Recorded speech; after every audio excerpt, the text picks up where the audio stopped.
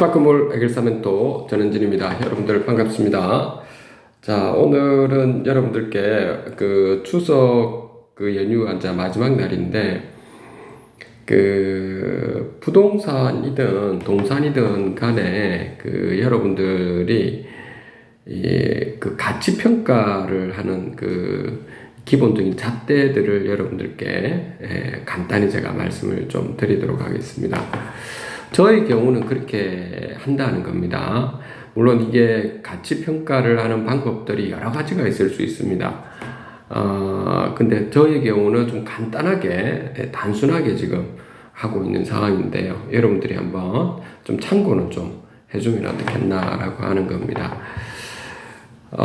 이게 부동산에 대한 이렇게 밸류에이션을 우리가 지금 볼 때 크게 보면 저는 세 가지를 우리가 좀 고려해야 되는데, 첫 번째로는 좀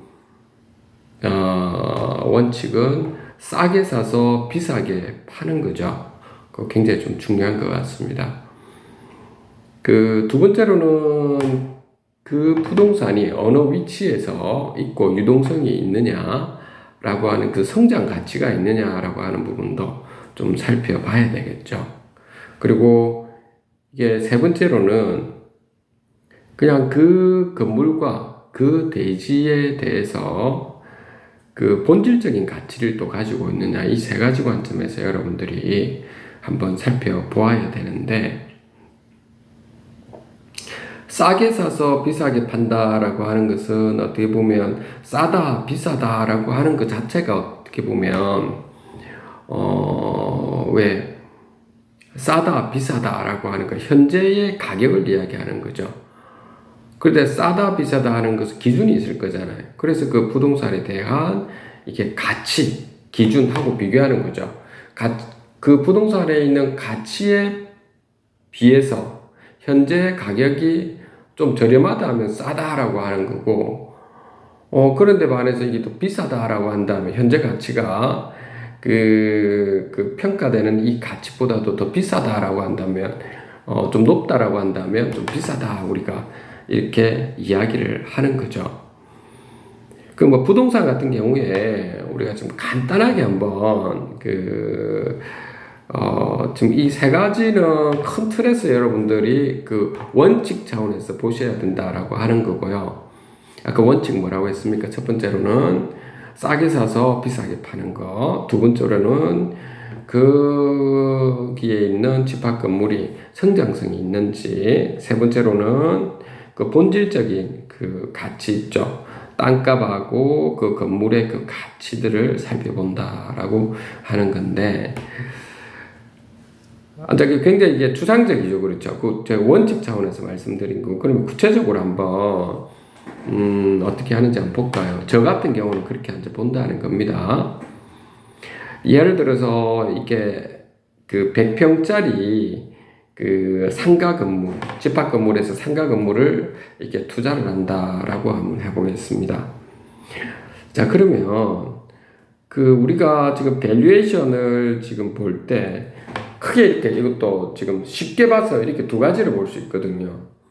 여러분들이 인터넷이나 부동산 중개업체를 통해서 가든 이게 그 여러분들이 100평짜리 그 상가 건물 투자하고자 하는 곳 그 주변에 있죠. 상가들 있죠.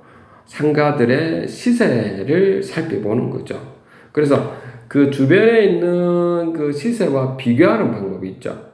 그래서 비교할 때는 주변 시세에서 주변 상가들에서 어떤 점이 좋고 어떤 점이 안 좋고 해서 이게 대략 평균치, 또는 어떤 그 다른 상가들에서는 어떤 뭐 메리트가 있는 곳이 있으면 가중치를 조금 더 올리고, 어떤 상가는 좀 메리트가 없는 혐오스러운 어떤 뭐 업종이라든지 뭐 그런 것들이 있다면 그 가중치를 좀 줄여서, 그것도 결국에 평균이거든요.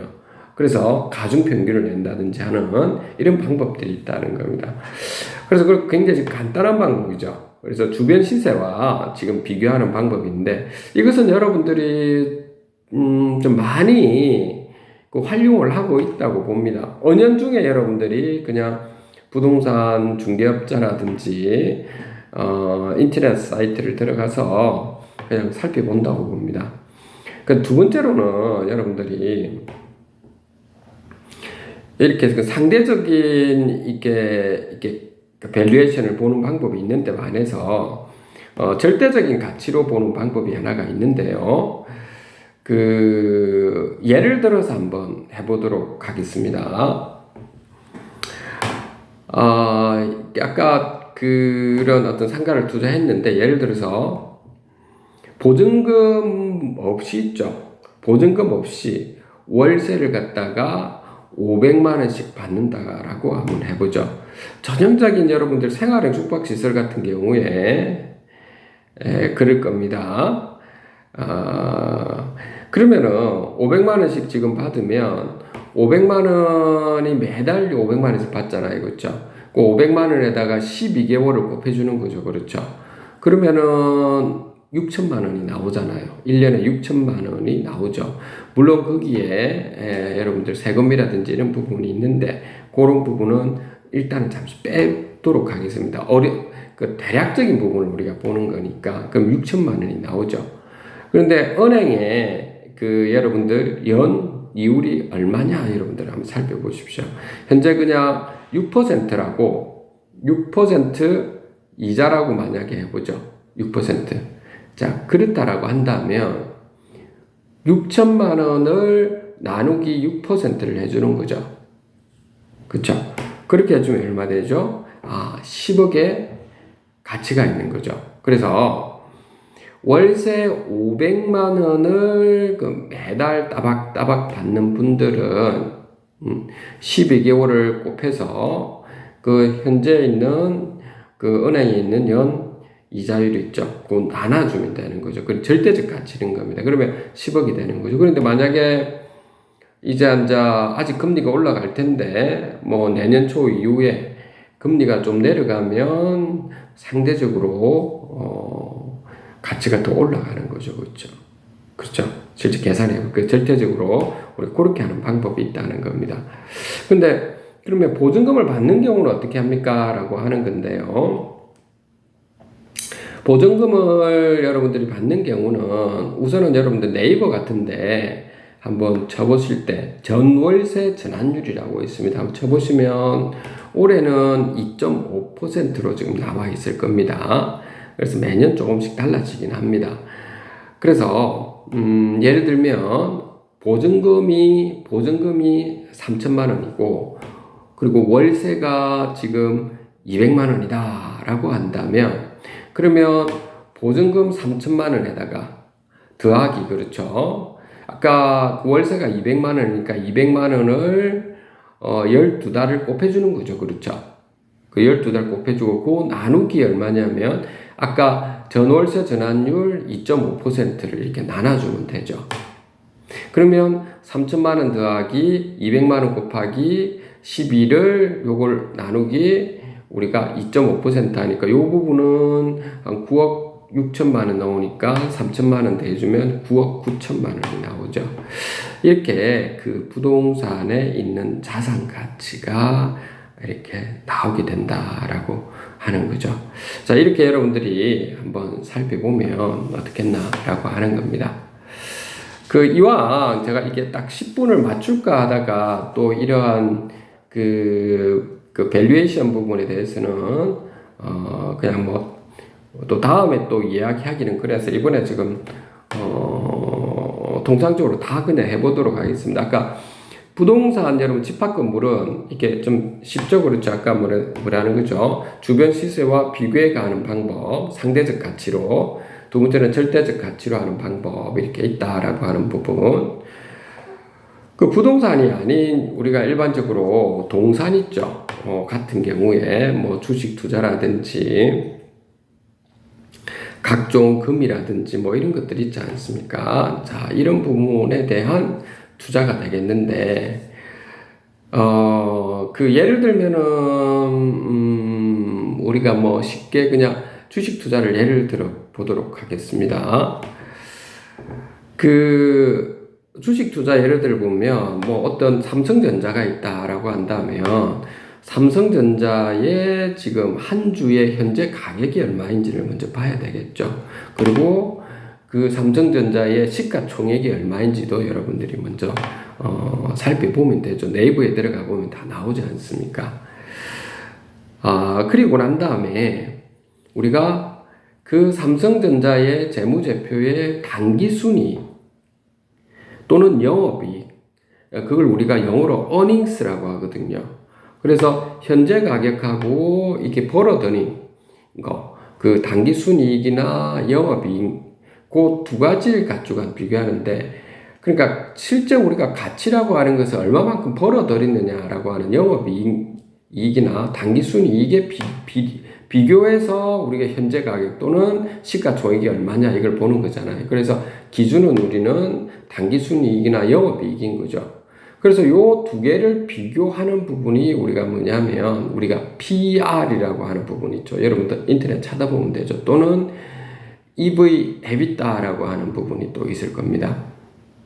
그래서 요 두 개를 비교하는 거,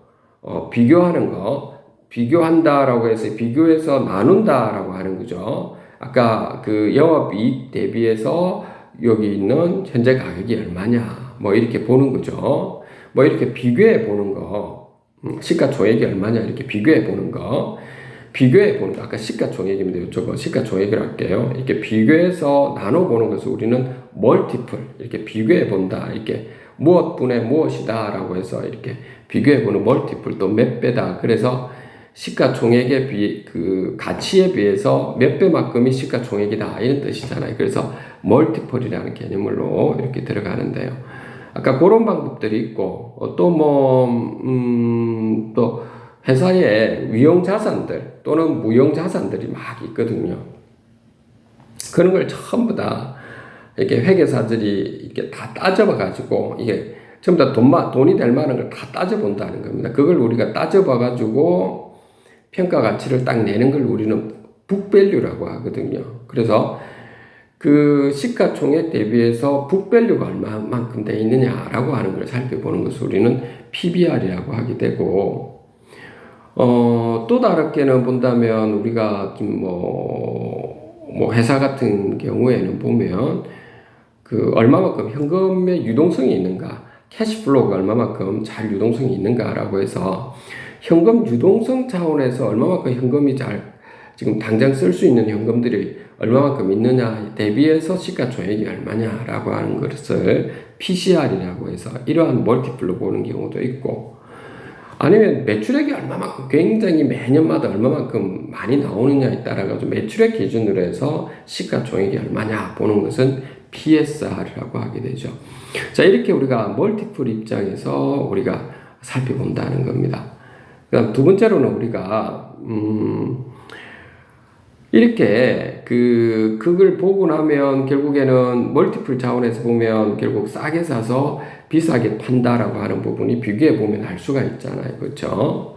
근데 그와 더불어서 아까 우리 부동산처럼 성장성이 얼마만큼 있느냐를 봐야 되잖아요. 그러니까 부동산도 어느 위치에 있고 앞으로 어떤 호재가 있느냐, 뭐 장기적으로 뭐 거기 인구가 증가한다든지 아주 사람들이 그쪽에 사고 싶어 하는 이유가 있는 곳들이 있을 것처럼 그 회사가 굉장히 매출을 많이 내고 당기순이익을 지속적으로 좀 더 성장하느냐라고 하는 성장성도 봐야 되니까, 성장성은 우리가 EPS 성장률이라고 하죠. 그래서 주당 얼마만큼 그 당기순이익을 벌어들이느냐라고 하는 건데 3년치 또는 5년치에 대한 기하 평균을 내면 이렇게 그래프가 이렇게 나올 거거든요. 올라가는 거, 내려가는 걸 되도록하면 안 되겠죠. 그래서 EPS 성장률이 이렇게 점점 올라가는 형태, 3년에서 5년치 이렇게 올라가는 거와 지금 현재의 이게 한 주에 주식 가격 보는 거죠. 그러면 이렇게 올라가는 그래프와 이게 주식 가격의 변동을 봐서 있죠. 그 PGR이라고 해서 그걸 살펴보는 방법들도 좀 있고요.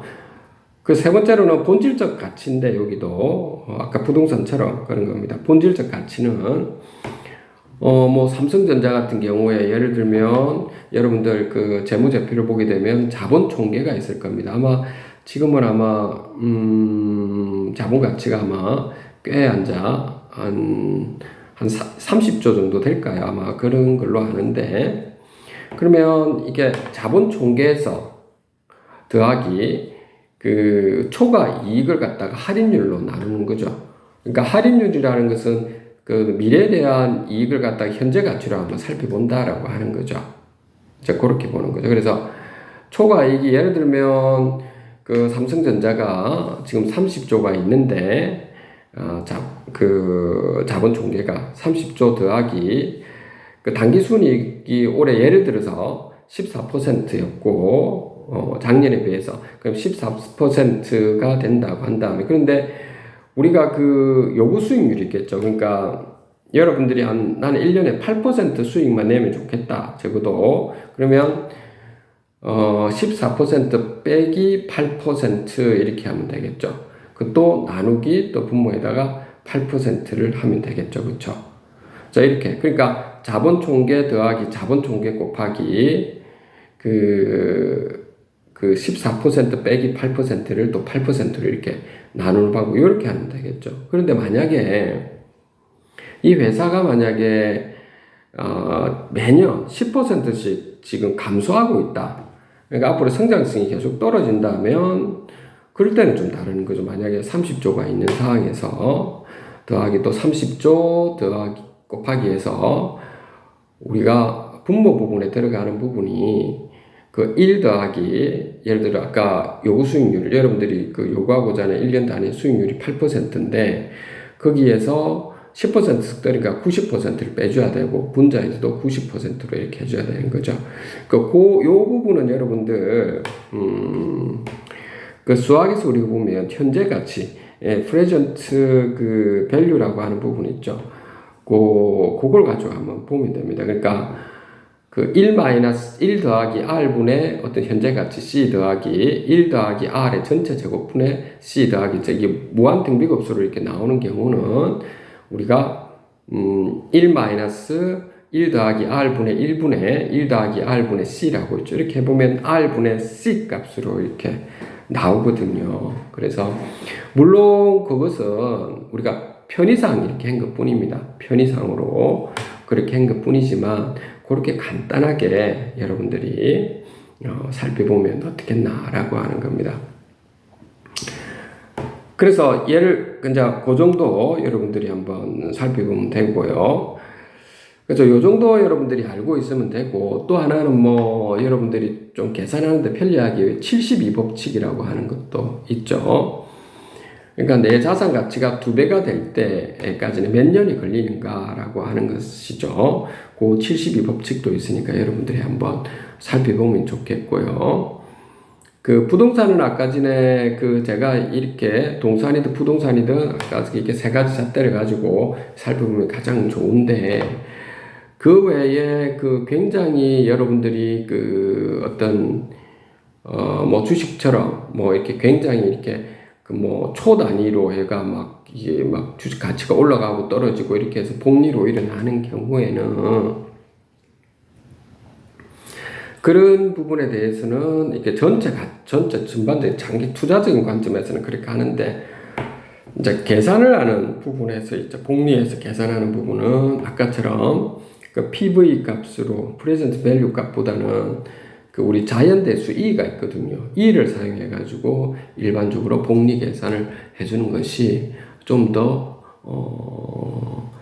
좀 편리하게, 그리고 좀 더 근접적으로 정확하게 좀 갈 수가 있습니다. 이 부분은 자연대수 부분은 또 이게 방송을 보고 계신 분들 중에서는 문과에 계신 분들도 꽤 있다 보니까 그 부분은 제가 좀 생략을 하도록 하는데, 예를 안 들어본다면, 내가 예를 들어서 뭐 삼성전자에 100만 원을 갖다가 이렇게 투자를 했는데 100% 수익이 났다라고 해보죠. 그러니까 100만 원이 나중에 200만 원이 되었다라고 했을 때 그 주가 가치가 말이죠. 내가 100만 원 유치가 됐는데 100만 원 상대 그 100만 원짜리가 200만 원이 되었다라고 하면 100% 수익이다 이렇게 하면 안 되고 복리로 일어나기 때문에 100만 원에다가 곱하기 2에 이 값에 2의 그 지수에 1을 곱해주는 그래서 약 있죠. 2.7 얼마고 그러니까 270만 원 정도까지 간다는 거다. 복리 구조이기 때문에 그런 개념입니다. 자, 오늘 여러분들과 함께 그 부동산과 동산에 대한 이게 밸류에이션에 대해서 한번 좀 살펴보았습니다. 여러분들께서 한번 오늘 요 내용은 좀 어려울 수도 있고 어떻게 보면 나이 드신 분들은 좀 어려울 수 있을 거고 젊은 분들이나 그런 분들은 뭐 그렇지 않을 수도 있으니까 한번 한 몇 번 한번 살펴보시면 되겠습니다. 한 두세 번을 제 동영상을 보면서 있죠. 뭘 말하려고 하는 건지를 한번 되새겨 보시면 좀 좋겠네요, 여러분들. 자, 오늘 여기까지 하도록 하겠습니다. 집합건물 해결사 멘토 전원진이었습니다. 감사합니다.